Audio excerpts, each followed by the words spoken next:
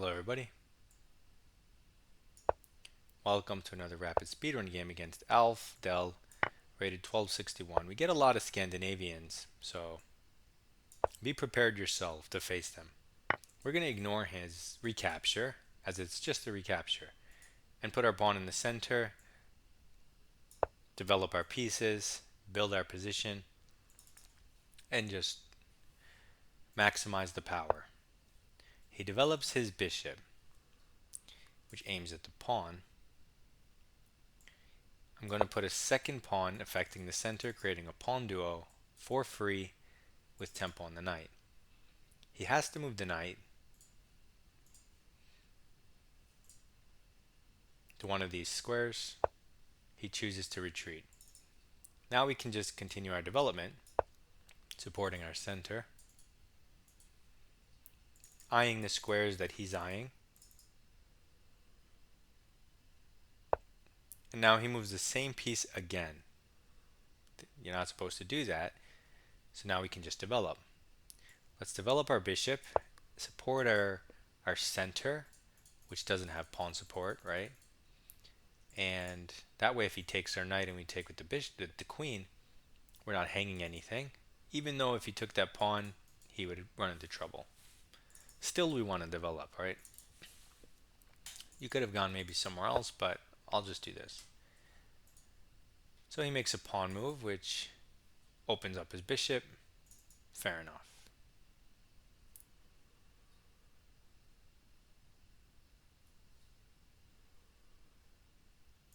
I'm going to try to force the issue, and he decides not to take it. This allows us to hit the bishop, and when it goes here, hit it again.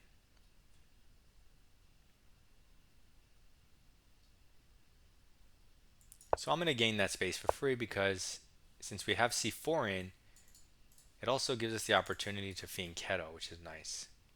So I'm going to hop my knight in, threaten maybe h4, h5.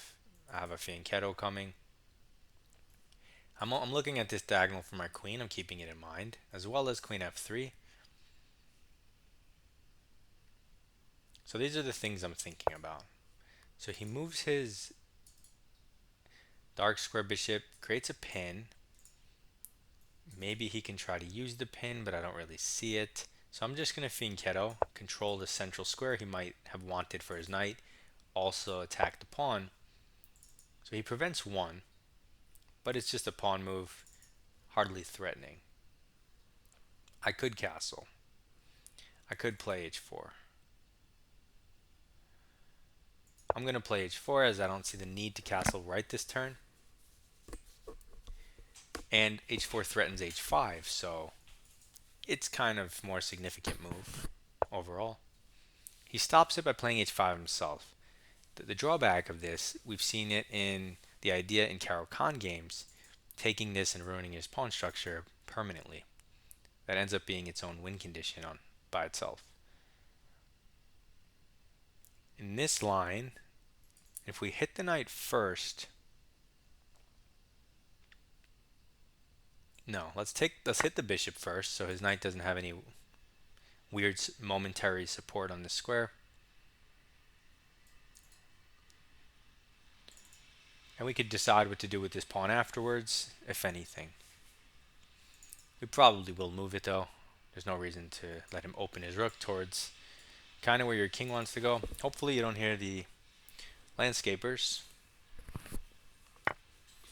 who must know my schedule for recording videos. So he takes back and okay. So we could kick his knight because it has nowhere good to go. We could also pin the knight, but our pawn's a little wonky. I'll just gain the space. And now we're fixing this pawn structure, his eternal weakness. He goes forward, which is interesting, but I kind of want him to give it up for this bishop because he has light square weaknesses and his knight can help the light squares. But my dark square bishop, it can't really help me. So I'm happy if he takes it. So I should castle. I could also castle queenside at some point. I also want to make a threat. Bishop here. I'll already move my bishop. So how about queen here? That looks strong. It also prepares long castle. So let's go here and hit the weakness. He can't defend with a rook. He can't defend with a knight. He can't defend with the queen. He can move his king up, but that looks terrible. So he goes here. So I'm going to throw in the check because he's hanging more stuff. And that just collapses his position, I feel like. And now you can see why doing this operation of hunting the bishop, provoking him to move the h-pawn, just by this trade, you have a win condition.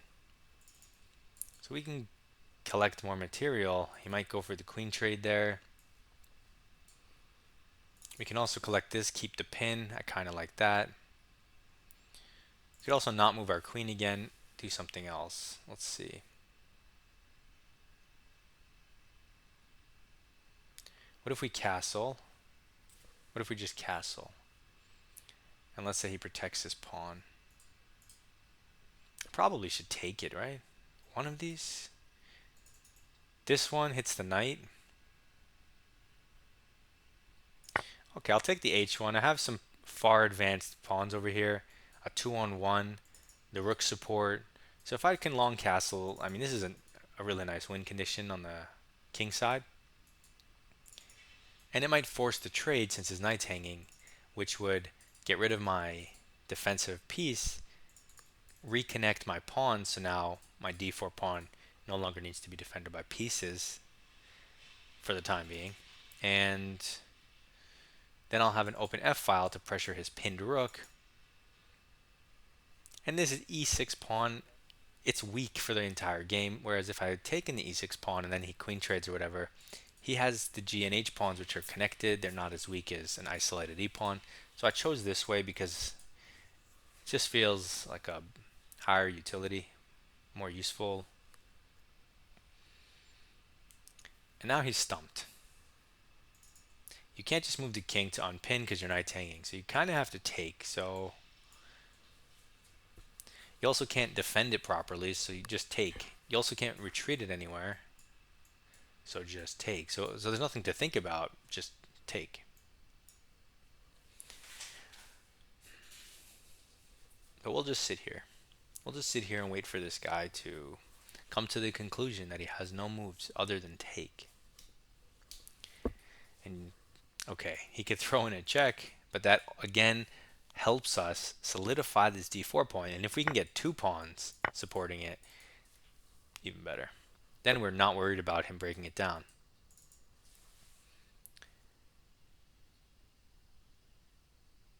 So he pushes the pawn and tries to break it down. First, open our king. It's a try.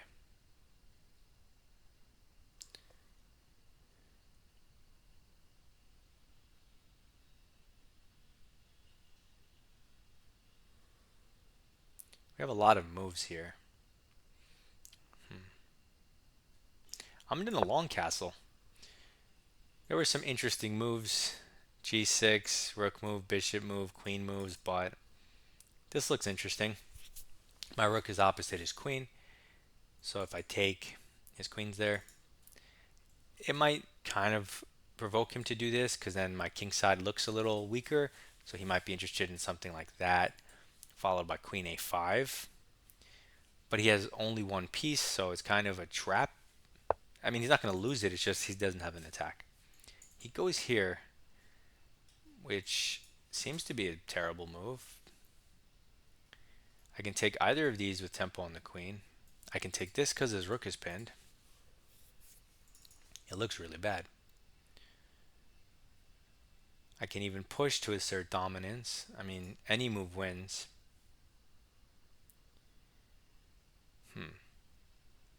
But I think since my last move was long castle, getting my king to safety, I think now it's time. Wait, what happened to my mouse? I can't click. I need to get a new mouse, I guess. A new something. It won't let me click the board.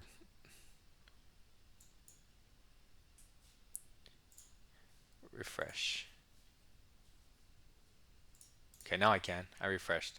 So what I was saying is I just want to add pressure to his pinned piece now that my king is safe. There were other moves and they all look so good. I don't even know where to start. But bringing in my last piece can't be a bad decision, especially when it's for free with a checkmate and one threat. The only way to defend that rook is with the queen.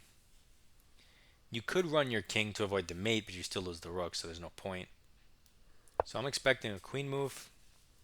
He goes to the light squares, which is probably worse than the dark squares since I have a bishop that can try to deflect him, but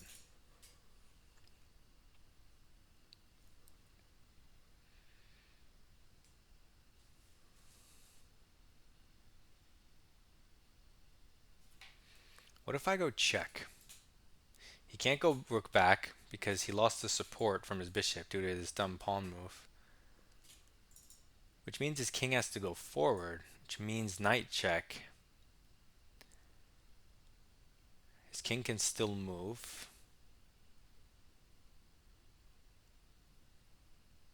If he goes forward, he loses the queen. If he goes to the dark squares,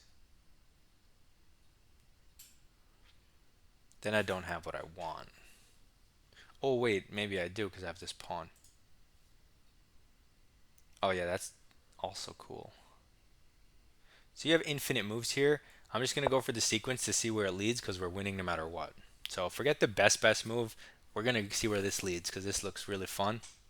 Forcing his king up the board and then just unleashing everything on it. The knight, the rook. So he goes here. And my intention was to give him this check.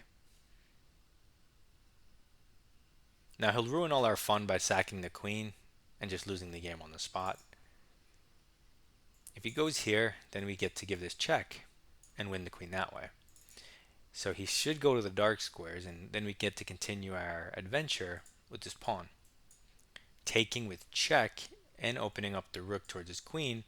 So wherever he moves his king, maybe we have a knight discovery, right? So this is all just fun, having lots of fun. But he chooses the light squares, making our job a lot easier because we just give a check.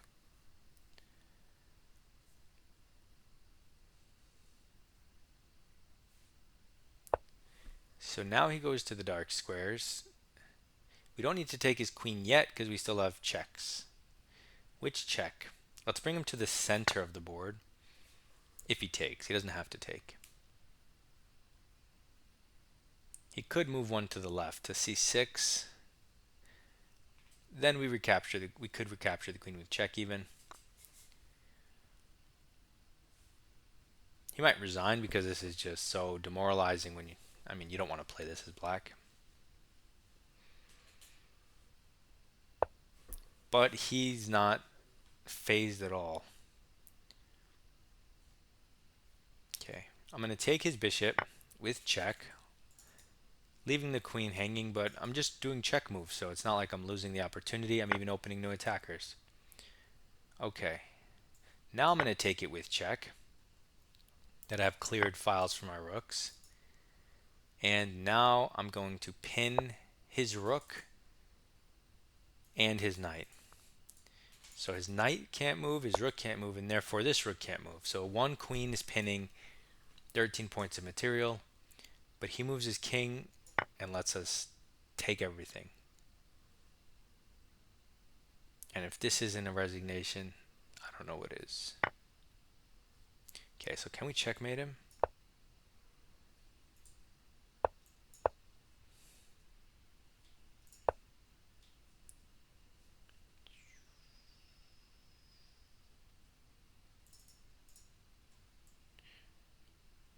I wish my king was on b1 so I could bring my other rook in.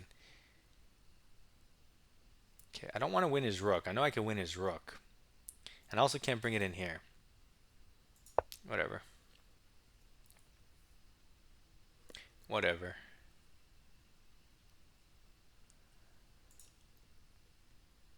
What will Alfdel do in the face of a second queen? What will you do, Alf? You gonna hang your knight? You're really gonna hang it?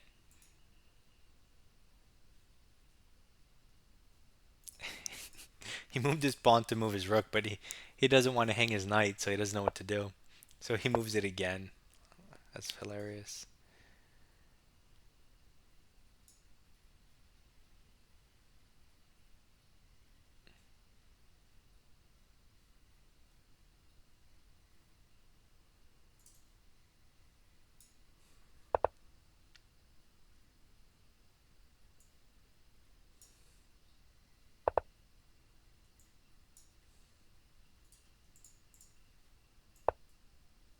He could have taken my rook. But that's a cool checkmate because the pawn is pinned. That's what I was trying to set up by hanging my rook, but he didn't even take the rook. So let's get a computer analysis. The Scandinavian yet again, only this time he goes for the not main line to try to get you out of your theory, but into his. We just respond with developing moves, so we don't care about his theory. We just center and develop. Develop and center. Center and develop. Now keep in mind, you don't have to play these moves. You can play different developing moves or different center as long as they hit the center and develop. He goes back, boom, development and center. Development and center. Improving our position for free, trying to get a beneficial trade. Or if he doesn't, then we try to get the beneficial free space gaining. And it says, when did this happen? See, it didn't even say he made a mistake or blunder, but just slowly the advantage has been raising. So it's plus 0.7, right? He makes just another move with the same piece, plus 1.3. We just develop, plus 1.7, plus 1.9. We hit the bishop, plus 2. It just keeps creeping up. Now, I mean, plus 2 is a huge advantage for not being up material and not having, he's not under attack or anything like that. It's just Scandinavian's really bad if you don't play perfect theory. If you deviate, you just have such a worse position. That's why you shouldn't do it. It's also not easy to play if you deviate. In any case, he retreats and it's just already losing plus 2.4. So we commence our operation, gaining space for free, improving our knight for free because it threatens h4, h5, as well as f4, f5, as well as fianchetto. So it's semi-free. Now we just develop for free, plus 2.7. So he didn't make any just one move, egregious, hang a piece type thing. Just slowly worse, worse, worse. Now we commence h4 with the threat of h5. It's free move. And if he tries to save it, then he just gets a losing. We have a different win condition from pawn structure. So that's why you're not supposed to let white get this situation because there's no good way out for black. You're supposed to take the knight. And when you give up your light square bishop for the knight on purpose, because that's what you're supposed to do, it's like, why are you even playing this?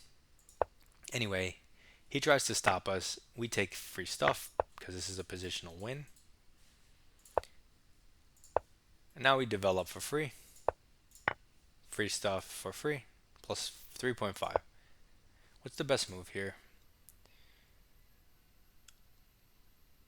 Okay, so rook h3 goes for the pressure on the pin. That's clever. I like that.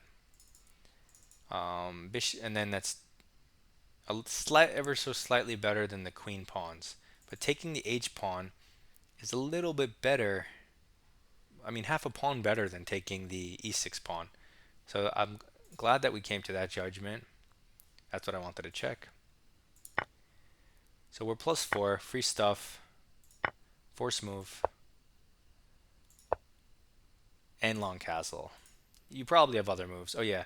So you don't even need to make your king safe. Like I went rook f1 after castles, but you can do it now.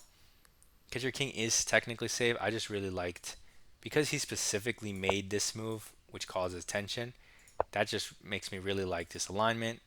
And his rook's still pinned, so I'll do this next. Or I'll hit his queen next, so he's in trouble. Then it goes to plus 10 because there's no good way to save his piece. He's supposed to go to the dark square because when you go to light squares. Oh, this is mate in 6. Yikes. Oh, it was our move. Check here. Oh, there was a mate here by sacking the rook. I mean, trading the rook, luring this out, and then maybe bringing in the other rook and then coordinating here. I didn't even think of that. I was just so intent on bringing the knight in. It looks so cool. So I go from mate in 5 to plus 13 because this isn't a mate. He could sack the queen. And they're saying he should, but he doesn't. Now it's back to checkmate. We're making forcing moves. We're still in checkmate territory. Still in checkmate territory. Checkmate in 8, 7, 6, 4, 3, 2, 6. We're back to 6. Oh yeah, we have this. Whoops. I was actually, when I was here and I pushed this pawn, I was only looking at rook stuff. Both my rooks. I didn't even look at queen. Yeah, so then it's just checkmate. That was pretty fun. So we have a 98%. Submit your rapid games in our Discord, and we can review them for you. Goodbye.